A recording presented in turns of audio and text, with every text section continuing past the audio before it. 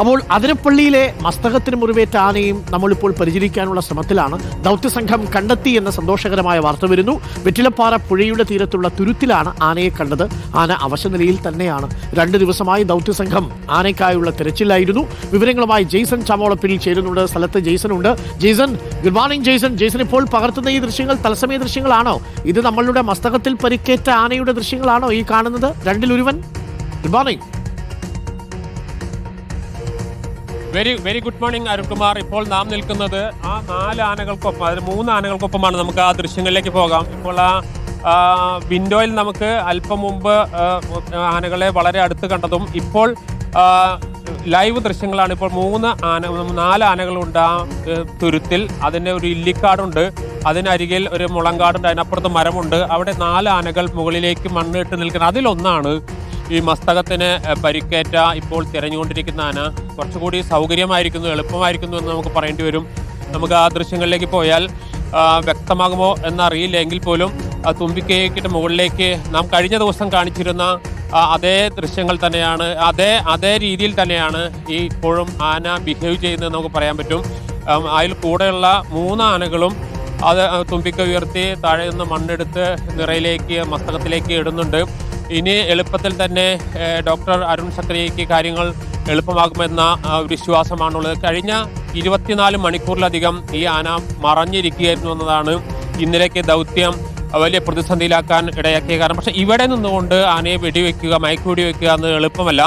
ചില സാങ്കേതികമായ പ്രശ്നങ്ങളും അതിനകത്തുണ്ട്. ഇപ്പോൾ തൊട്ടരികിലൂടെ പുഴ ഒഴുകുന്നുണ്ട്. ഒരു പക്ഷേ ഈ കൂട്ടത്തിൽ നിൽക്കുന്ന ആനകൾ പരസ്പരം അങ്ങോട്ടും ഇങ്ങോട്ടേക്ക് മാറുന്ന സ്ഥിതി ഉണ്ടായി മയക്കുവെടി ഏൽക്കുന്ന സ്ഥിതിയിൽ വ്യത്യാസം ഉണ്ടാകും, അപകടാവസ്ഥയുണ്ടാകും. മാത്രമല്ല ഈ ആന ഓടി വന്ന് ഒരു പക്ഷേ പുഴയ ഭാഗത്തേക്ക് ആന വീഴുന്ന സ്ഥിതി ഉണ്ടായാൽ പുഴയിലേക്ക് വീഴാനുള്ള സാധ്യതയുണ്ട്. ഇത്തരത്തിൽ ഒരുപാട് പ്രശ്നങ്ങളുള്ളത് കൊണ്ടാണ് മിനിഞ്ഞാന്ന് തന്നെ ഇവിടെ വെച്ച് മയക്കുവെടി വെക്കാതെ പടക്കം പൊട്ടിച്ച് മുകളിലേക്ക് കയറ്റാനുള്ള ശ്രമം നടത്തി. പക്ഷേ ആ മുകളിലേക്ക് കയറ്റൽ അത് ഉൾക്കാട്ടിലേക്ക് പോകുന്ന സ്ഥിതിയുണ്ടായി. പിന്നീടാണ് ഇന്ന് രാവിലെ മാത്രമാണ് പിന്നീട് തിരിച്ചു വന്ന നിലയ്ക്കണ്ടത്. ആ തിരിച്ചു വന്നപ്പോൾ ഒറ്റയ്ക്ക് പോയ കൊമ്പൻ 3 പേരെ കൂടി കൂട്ടി വന്നിരിക്കുന്നു എന്ന ഒരു കാര്യം കൂടി. ഇപ്പോൾ മൊത്തം 4 ആനകൾ ആ മരങ്ങൾക്കിടയിൽ അവിടെ മറഞ്ഞിരിക്കുന്നുണ്ട്.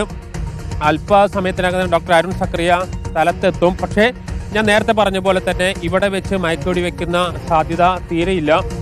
അത്തരത്തിലൊരു സാഹസത്തിന് മുതിരില്ല എന്ന് തന്നെയാണ് ഡോക്ടർ കഴിഞ്ഞ ദിവസം തന്നെ പറഞ്ഞിരിക്കുന്നത്. ഇതിൻ്റെ ടെറൈൻ എന്ന് പറയുന്നത്, ഈ ഭൂപ്രദേശം എന്ന് പറയുന്നത് ഇത്തരത്തിലുള്ള ദൗത്യങ്ങൾക്ക് ഉചിതമായ ഒരു ഭൂപ്രദേശം അല്ല എന്നതാണ് പ്രധാനപ്പെട്ട ഒരു കാര്യം.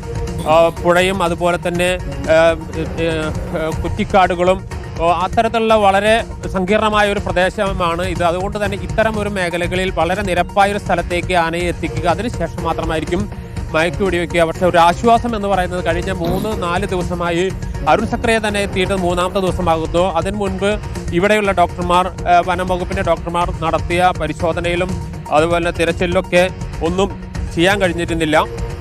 ഇന്നെങ്കിലും അത് നടക്കും, ഇന്നെങ്കിലും ചികിത്സ കൊടുക്കാൻ കഴിയുമെന്ന പ്രതീക്ഷ തന്നെയാണ് ഡോക്ടർമാർ വെച്ച് പുലർത്തുന്നത്. ഒരു ആശ്വാസ വാർത്ത എന്ന് നമുക്ക് പറയാനാകും. കഴിഞ്ഞ കുറച്ച് ദിവസങ്ങളായി തിരഞ്ഞ് ആന വീണ്ടും കൺമുമ്പിൽ വന്നിരിക്കുന്നു. ഇനി അതിനെ സുരക്ഷിതമായൊരു സ്ഥലത്തേക്ക് മാറ്റുക, അതിനുശേഷം മയക്ക് വെടിവെക്കുക. ഇപ്പോൾ എനിക്ക് തോന്നുന്നു ഈ 4 ആനകൾക്കൊക്കെ ഒന്നിച്ചു വന്നുകൊണ്ട് തന്നെ അത്ര പെട്ടെന്നൊന്നും അകലേക്ക് പോകാനുള്ള സാധ്യതയില്ല. ഇന്ന് പുലർച്ചയോടുകൂടിയാണ് ഈ 3 ആനകൾക്കൊപ്പം ഈ മസ്തകത്തിന് പരിക്കേറ്റ കൊമ്പൻ ഇവിടേക്ക് എത്തിയിരിക്കുന്നത്.